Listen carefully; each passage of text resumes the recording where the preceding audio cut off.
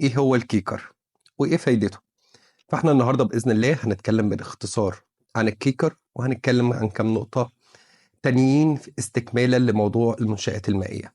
بكل اختصار، الكيكر هو جزء بقيمه لوح ده لوح بقى، لطزانه لوح، المهم اللوح بيبقى 10 سنتي او 12 سنتي حسب الخشب اللي انت بتستخدمه في الموقع. عرق بقى مقلوب، لوح لطزانه، زي ما بتشتغل. اللوح ده بيتحط واحنا بنصب اللبشة عشان نصب ال10 او ال12 سنتي دول من الحيطة معانا. واحنا بنصب اللبشة بيتوقع توقيعه نفس توقيع الحيطة. بس هنا السؤال، هو ايه الغرض اصلا من الكيكر؟ وليه بنصب جزء من الحيطة بقيمة 10 سنتي او 12 سنتي واحنا بنصب اللبشة؟ الكيكر ليه اهمية شديدة جدا في حاجتين. اولا فكر كده معايا، احنا قلنا ان الووتر ستوب، نص الووتر ستوب بيبقى موجود في الخرسانة القديمة، والنص التاني من الووتر ستوب بيبقى موجود في الخرسانة الجديدة.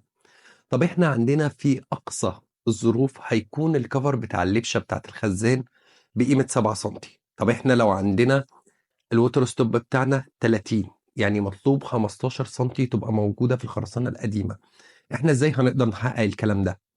بس مجرد ان احنا ما بنستخدم الكيكر، هيبقى عندنا 10 سنتي زيادة او 12 سنتي زيادة، بحيث ان احنا لما نيجي نثبت الوتر ستوب بتاعنا، اللي احنا لو افترضنا ان هو 30 سنتي، فاحنا هيبقى معانا محتاجين 15 سنتي في الخرسانة القديمة. الخرسانة القديمة هيبقى في جزء من الوتر ستوب في السبعة سنتي ونص بتوع الكفر، بلس في 7.5 سنتي من الووتر ستوب موجودين جوه الكيكر، وبعدين هيتفضل لنا الجزء اللي فوق. بس احنا في الحالة دي مش هننزل الووتر ستوب لحد ما يلمس الحديد بتاع اللبشة، لان كده هيبقى جزء اكبر من الووتر ستوب موجود في الخرسانة القديمة. احنا هنسنتر الووتر ستوب من وش الكيكر، فهناخد من وش الكيكر يبقى عندنا 15 سنتي فوق وش الكيكر و15 سنتي تحت الكيكر. انما لو احنا ما عندناش الكيكر اصلا، فاحنا هيبقى ما عندناش اي مسافة يبقى موجود فيها الووتر ستوب غير ال7 سنتي ونص، اللي هم في الاغلب مش هيحققوا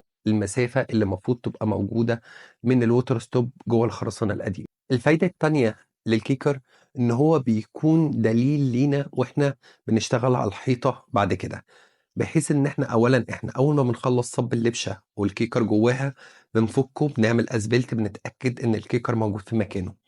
فلما بيجوا النجارين عشان يطبقوا الجناب بتاعه الحيطه بتاعه الخزانه عشان يطلعوا بيها، بيكون الكيكر زي دليل ليهم ان هم يشتغلوا ويطبقوا، وده برضو بيمنع حركه الحيطه. واحنا بعد كده بنصب الحيطه، الكيكر بيقاوم معانا ان الحيطه ما تمشيش ولا يمين ولا شمال.